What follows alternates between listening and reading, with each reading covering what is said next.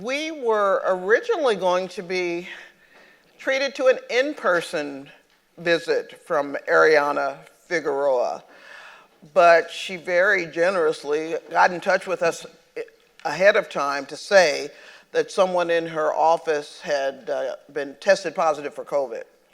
And so she wanted to let us know that and offer the opportunity to speak by Zoom. So we're very grateful for her for thinking of us and our health. But I needed you to hear from her because once again, when you do these sorts of introductory calls with potential speakers and you want to try to find out if they would be a fit, if there's somebody that the group needs to hear from, Ariana's insights and her passions about the reason that she does the reporting that she does led me to an understanding of the issue of why people of color need to be involved in policy reporting, why having that seat at the table when these regulations and laws and issues are being developed is so important. You've read her bio, but I think more importantly, she's someone, and I hate to speak as the old fogey in the room, but she's from your generation. She can talk with you about her journey as a reporter, but also as someone who specializes in policy reporting, and she can help inspire all of us to think more deeply about the need for our presence in these discussions. So Ariana, please take it away, and thank you for joining us. No, thank you for having me, for that very kind introduction. As you all know, I do cover Congress, and some of the areas of focus that I write about are agriculture, education, labor, housing, immigration, just a pretty big range of things. And for State's Newsroom, we focus on how these federal policies affect folks back in our states, as well as also following the lawmakers from our states to, report on either what they are doing or are not doing, and always having that lens of, focus on people first. But I originally came from a background as a local reporter. And I didn't realize how beneficial that would be because a lot of the reporting I did was about, people in the community, whether it was writing about the restoration of a really beloved movie theater or the fact that these residents are really pissed off about these potholes. I didn't really understand how important it was that I was constantly writing about policies that were directly impacting people. And so I take that lens with me as a policy reporter with, every piece of legislation that I am writing about. Most recently, when I can think of when Build Back Better was still a thing, the way that State's Newsroom, we approached that was digging through all of the policies that Democrats and Republicans wanted to do and looking at how would these actually impact people. And I decided to look at, because again, I cover education, universal pre-K. And so looking at how, who would that most affect? And that would be single parents and kids who are coming from low income and communities of color. Through my reporting, I was able to show that these kids would essentially have access to education that would put them on par with their white peers and from their peers who came from either middle class or affluent families. So really looking at how that would help, keep these kids also in school. They wouldn't be falling behind. And another aspect of my policy reporting is a lack of policies and how that can also really impact people. So I used to cover a really nitty gritty topic, which was chemicals and the EPA, which sounds very dry, but I want to say 80% of my reporting was about the struggle of communities who were drinking toxic water or breathing in toxic air. And they had, 10, 20 years worth of reporting, and they were trying to get the EPA to give some bare minimum regulations. And so also realizing how are people affected when there's no protections put in place by their government.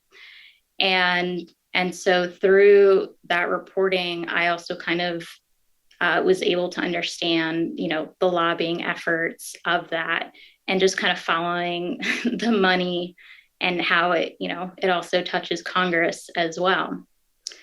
So while I've kind of found my footing as a reporter doing that type of work in Congress, it is a really difficult job to, kind of be in a press corps. While there are some, like, journalists of color, it's a pretty predominantly white press corps, and it can be really hard to to constantly be kind of bulldozed over by some other reporters who kind of treat politics as a game, where that's just not the case. There are lives at stake sometimes, and so just kind of reminding myself that this is not, I don't care if this one senator is trying to, slight someone else by pulling it out. I'm always kind of bringing it back to this could really help single parents, or this could really help communities of color. So Can you hear? covering, sorry, go I ahead, was going to Ariana. say, you talked about some very specific situations that you've encountered in newsrooms when you showed up to go to the council meeting or as a younger local reporter. Tell us a little bit about what you experienced and how you navigated those situations. Well, in one instance, I can think of where it was just really difficult for me to convey to my editors that that a certain trend that I had noticed was worth covering. I used to work in Chicago, and I was covering crime at the time, and I had noticed that there were maybe 5 or 6 reports in the last couple of years of women being strangled and abandoned in alleys. And I did some kind of digging in the last 10 years, and I had found a pretty substantial pattern and these pockets where this was happening. And when I brought that story up to my editors, a lot of them didn't even look me in the eye, and they just kind of didn't believe me that I had found something. And it took going back and finding 20 years worth of data, and then also kind of roping in a senior colleague and saying, hey, this is what I found. I'm not getting support from the higher ups to really take time to do this story, because frankly, they didn't really care that it was women of color. They were more focused on, just shootings and writing about that. So it was a story that was kind of slipping through the cracks. And the only reason I was able to really push through to that was because I had reached out to a senior colleague. And yes, they were an older white person that as soon as they walked into the room, they actually made eye contact with that reporter. So I know every newsroom is different, but kind of finding someone who was respected and someone who, that type of reporter also just showed you respect regardless of your standing was pretty key in navigating that. But I understand that's not the situation in all newsrooms. So I was fortunate I had that.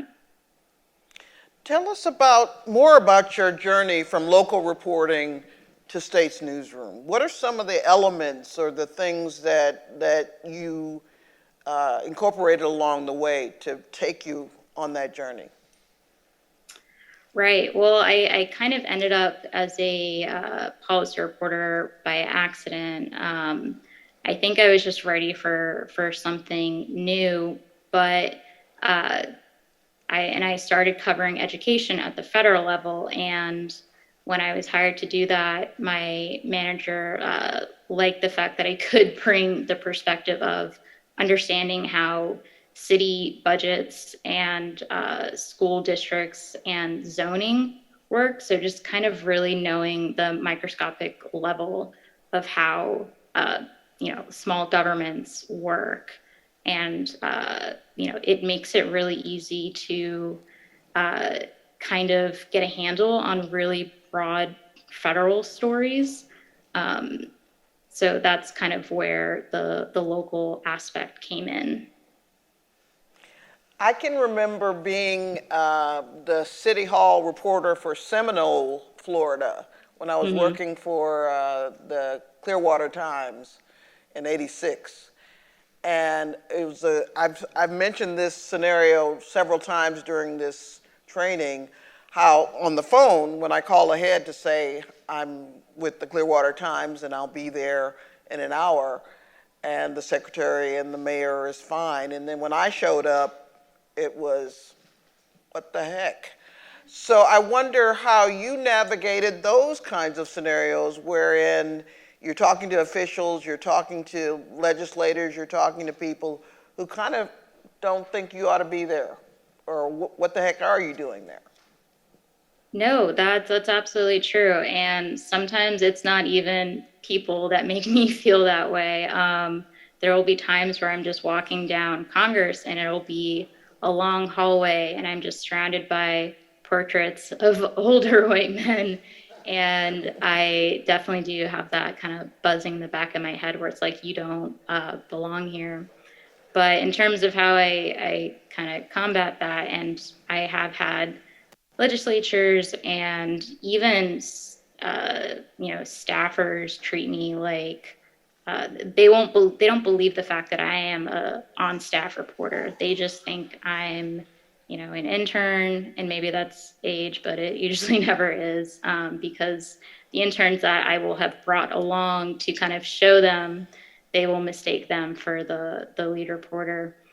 Usually just let people kind of flounder on that, and just yeah, I do. I'll just let them suffer a little bit, and then I will use that to my advantage and kind of ask the questions that I need to ask. But this isn't to say that doesn't get to me. It does get to me, and a very dramatic. Whenever I really need like a dose of, I guess, courage, I will think to myself, your ancestors didn't survive genocide for you to be uncomfortable by a painting, and that'll kind of get me out of that mindset. But I think the best way I've done it is just making them feel uncomfortable for their, I guess at best times, ignorance. I think about that quite often. I have to share with you and the group is I call it sort of disarming or exploding expectations. If you walk into a scenario and you know that, for myself, angry black woman with funny hair, that's just going to be how the initial interaction is going to be. I realize that there's an opportunity to completely cut them off at the knees because of knowing what they expect and coming with something completely different. It's a tactic, it's a tool in our toolkit. And I tell people it's sort of like a backpack that other people don't have to carry, but we have to carry with us all the time when we're talking about these kinds of issues. But specifically speaking, I wanted to ask you about now covering Congress. Is there a set of issues or angles or things that you prioritize when you're interacting with your editors in terms of we ought to be covering this or we need to look into that? Tell us about that. Yes, there are certain topics that I will kind of bring forward and say, this is something that we really need to cover, and that is, it's voting rights because, if we're going to call ourselves a democracy, we should have again the bare minimum, which is voting. It is also immigration, mostly again, like I mentioned, this lack of policy, mostly because, and maybe this is just how I am as a person, where if you're going to say something and make, campaign promises, I feel like you should have the receipts to back that up. So the fact that, the Biden administration really ran on this immigration reform and whatnot, the fact that there has just been little to no action is an issue that I do kind of push that, and also like student loans as well. So I think if, lawmakers are going to run on certain issues, that they need to be held accountable for their, either fulfillment or lack of fulfillment. Were you working for States News on January 6, 2020? I was. Okay, I'm going to open this up to questions soon, but I do want to ask you to speak a little bit about where you were, how you felt watching it unfold, and just offer us some insights into what it's like being a journalist of color in DC during that time. Yeah, absolutely. So I was not in the building. However, I had some friends of mine who were, that are, it's not even really fair to call them friends, they're family. And having to kind of cover and unfold as I'm not sure if, they're going to make it out alive is not an experience I ever wish on anyone. And then kind of the just the visuals of seeing, and again, like I've covered a lot of social justice protests, and the police presence that are there for those types of protests are just 10 times more aggressive than what I saw on January 6th. And something that was kind of difficult, that I did have a difficult conversation with my manager, was just how shocked that my, colleagues in that bureau were, that they would, that I guess like the police weren't as proactive. And so just kind of having to have that really difficult conversation about like race and like what it means to be a person of color and to interact with police. So I am not sure if I fully answered your questions. I might have forgot them, but that was kind of my experience and the fallout that followed it. Well, I mean, when you think about, we've been having a lot of discussions lately about the issue of objectivity and Mm-hmm. how, for obviously some groups, we are expected, you're too close to the issue, or Mm-hmm. if you want to report on race, well, maybe you shouldn't because, you're whatever. And so I could only relay what I felt sitting at home watching it play out on my couch and thinking this is less than 2 miles away from where I sit, and all of the trauma and all of the thoughts about, I grew up in a racially turmoil in a town that had a lot of racial turmoil. And so were you personally concerned about, or maybe you didn't feel the level of trauma that I felt or whatever, but how did you absorb what was happening and decide, did it make you decide you're going to do more, go deeper? Talk a little bit about that, if that relates. Mm-hmm. Yeah, no, it definitely brought up this question of objectivity. And again, I'm sure you all have, heard through your journalism programs where you're a journalist, you have to be objective and whatnot. However, that's at least the professors who told that to me were old white dudes, where it's like, yeah, you get to be objective and removed from a situation because you've never been afflicted by it. So I don't really believe in objectivity. I believe in fairness. And um, so that's kind of how I do my approach. Uh, but I lost my train of thought, but I'll just jump in and say, just put it out there, that watching it play out, the first thought that came to me was that if these were African Americans, brown people moving towards the Capitol, there would have been mass shootings before they ever reached the street in mhm, front of the Capitol. I mean, this is not just emotional, whatever, it's reality. No one would have reached the front door. No one would have mhm. even reached the steps of the Capitol if it had been brown people. So Yeah. these are the sorts of things that we have to incorporate into our, lives, and then stay objective. You know what I mean? Don't don't get too involved. Don't be too emotional about it. Yeah. It's in terms of like, don't be emotional and don't be involved. There's like no gray area when in my opinion, and maybe that's like too, I guess, generous of it, but I think there are very, like, lines should be drawn, and I think journalists are afraid to draw them. And kind of after that day, I definitely kind of stopped worrying about whether or not someone would see me as, oh, well, you're too leaning on that because, you're Latino or whatnot. But I mean, what's fair is fair. And that's kind of how I take my approach. And if that's what I'm going to be, called out on for, that's a hill I'm willing to die on. Well, let me stop instigating. Are there any questions? Hi, Ariana. My name is Gabrielle Suttles. I'm a reporter for PolitiFact, and I just wanted to know what was your after January 6th. What was coverage like for you, looking back on the aftermath of it and the continuing fallout of the insurrection? What was that like? Coverage was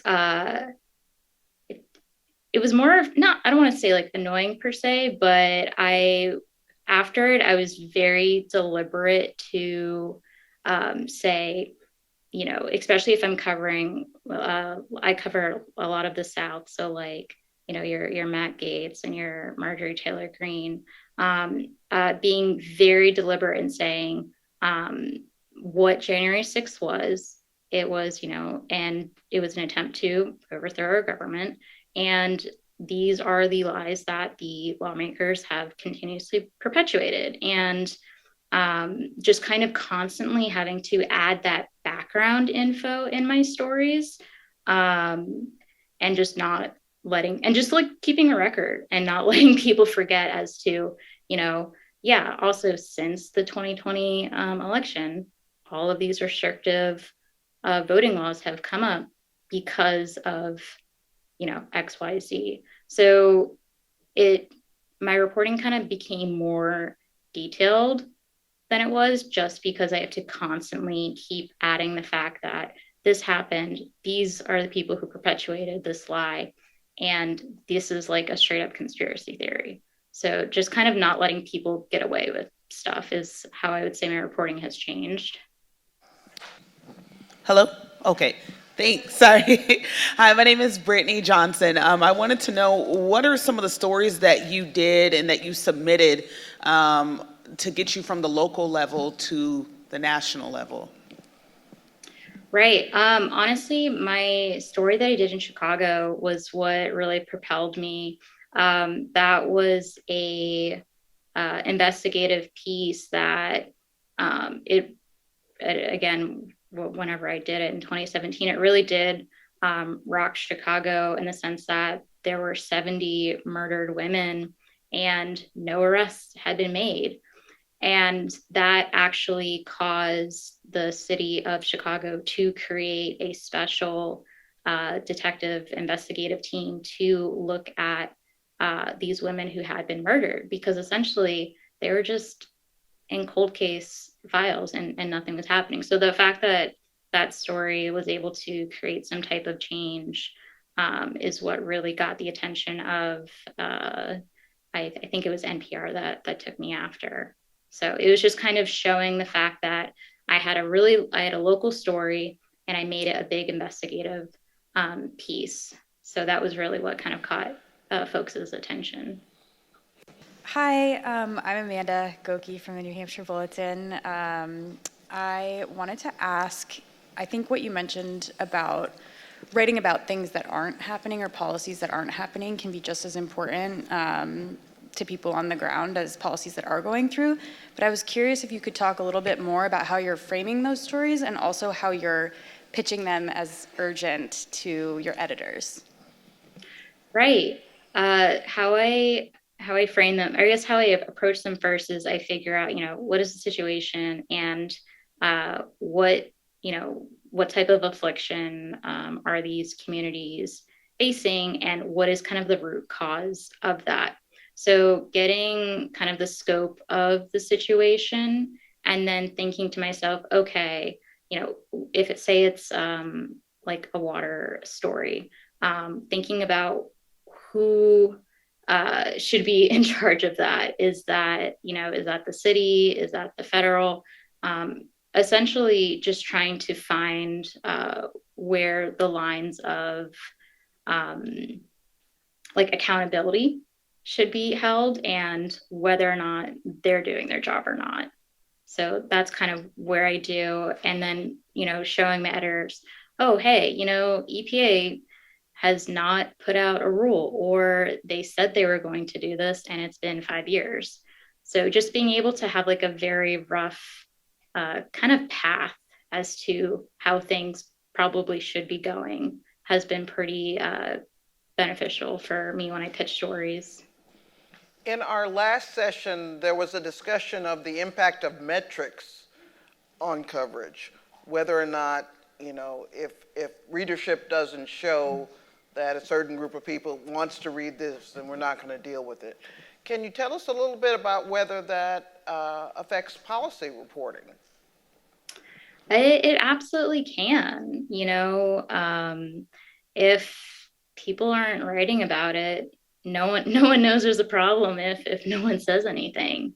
It can definitely do that. And I have run into issues where sometimes my former supervisors have not wanted to let me dedicate time to a story. When I was covering chemicals, it was a real fight to let my editor just let me have 4 days to report a story about a closed military base that had totally left the ground polluted for this indigenous tribe in Alaska.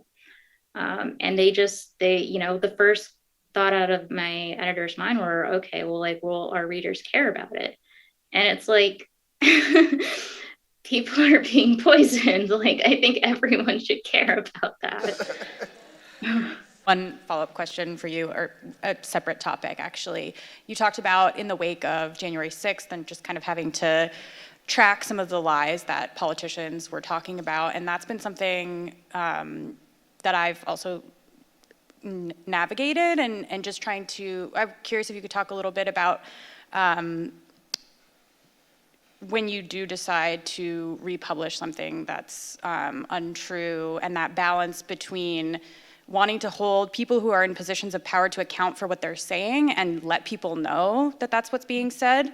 But on the flip side of that, you can sometimes, I've certainly faced criticism of, you're spreading something that's not true, or you're, giving more oxygen to something that shouldn't have it. So I was just curious if you could talk a little bit about how you have navigated that. Yeah, no, that's a great question. So what I do, and what I want to say NPR did this in the early days of the Trump administration. And I forget what they called it, but I think they called it like a fact sandwich, where you say something where it's like, this is not true. However, the president said this, and you don't quote the lie or fabrication. So, like, again, I have a couple lawmakers who are like straight up QAnon people.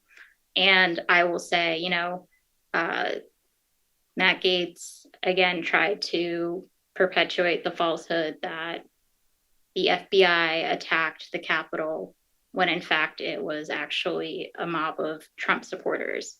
And I will not quote him. No one needs to hear that man. And that's how I will navigate it. Because, like you said, I don't think we should be giving oxygen to folks, and kind of how you put out a fire is just containing it. So I will not, that's how I approach it. I don't quote them. I'll say, because again, it's a lawmaker, I have to say what they're doing. I'll first put this is not true, this is what they're saying, and here's the truth. So just kind of being really delicate about it.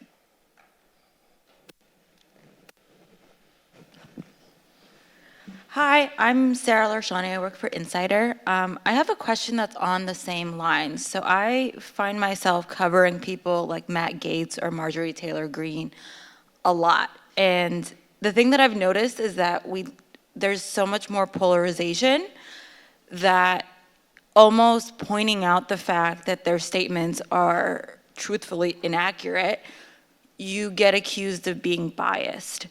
And normally, I don't think it's biased to say it's inaccurate. But with the degree of polarization, how do you balance the fact that there's a lot of people that feel alienated? And how do you sort of have these discussions in your coverage to talk about, what's true and what's not, especially in such a polarized world where people are sort of going to their own outlets for information and these echo chambers?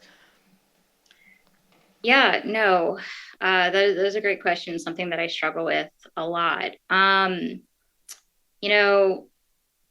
What sometimes the people who are saying that the only way that they are ever going to be happy or to truly appease them is for you to, not follow, the ethics of journalism and to write what they want. I think that's the only way you'll really appease them.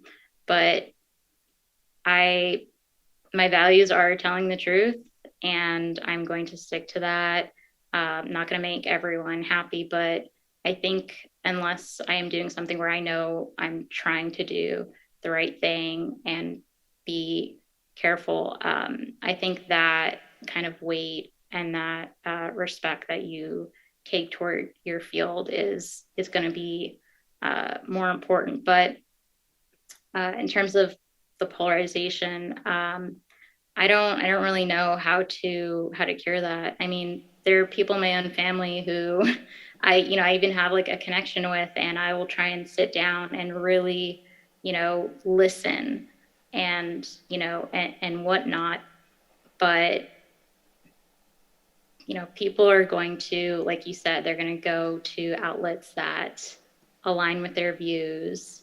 So that's not really an answer. I wish I could solve the problem. How's it going, Ariana? This is Torrance Latham. How you doing, Torrance? How you doing, beloved? we go back. I'm just saying. Just knowing your journey as a Latina in this industry and the different things I know you personally had to deal with in navigating that. How important is mental health for you? What resources do you have? Our community do you tap into to kind of sustain yourself and continue to empower yourself to do the very real work and courageous work that you have to put forth every day? Mm-hmm. Well, I have a group chat with other women of color, and then we kind of bitch. No, mental health is super important. I have found, I've kind of finally found that good balance of knowing when I'm reaching burnout, and when I kind of get to that, I do it, where it works for me, obviously. I spend a lot of time outdoors where I will have that disconnect. I have a very nice community garden plot where I'll put my phone on airplane mode and I'm picking weeds and, making sure that there's enough earthworms in my garden. And that's what I will do to kind of just detox.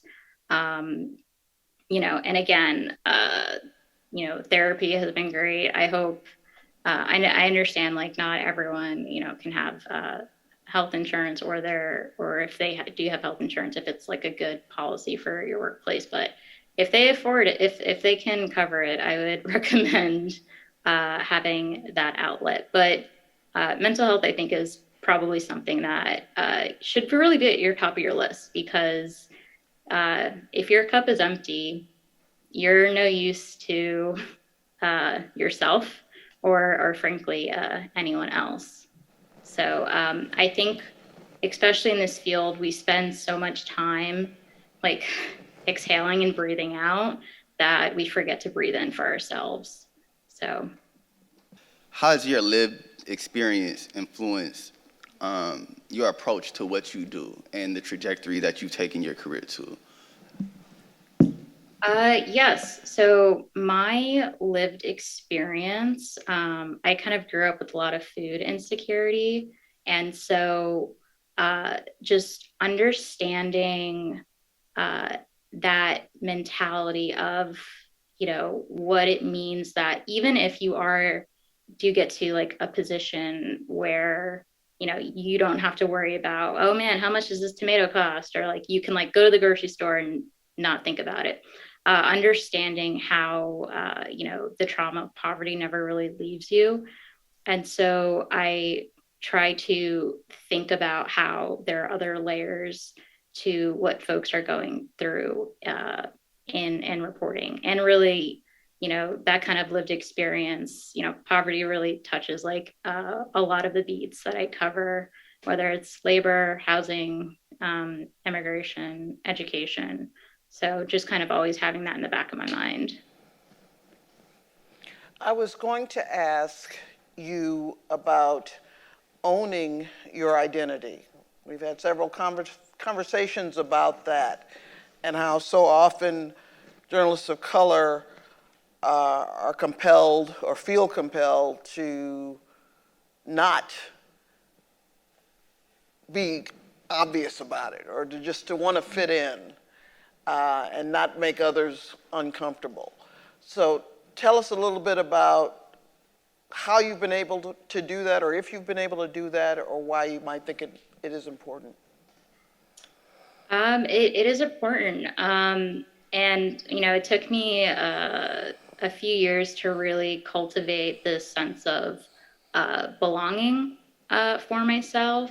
And, I don't really need validation from, higher ups or colleagues or peers or whatnot, because I'm very comfortable with who I am as a person, and I'm proud of my culture and my background and my roots. And that's what makes me, I'm not trying to be anyone else. And I guess it really comes from a deep rootedness of self-love that is important, that you should cultivate, because you carry it wherever you go.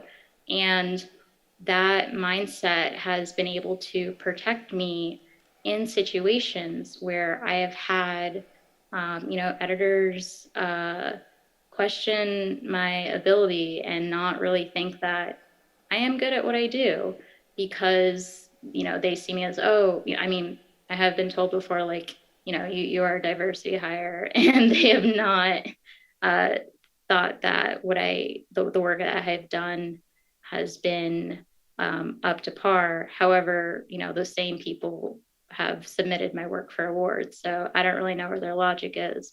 But really having an assessment of yourself and saying, this is what I can do.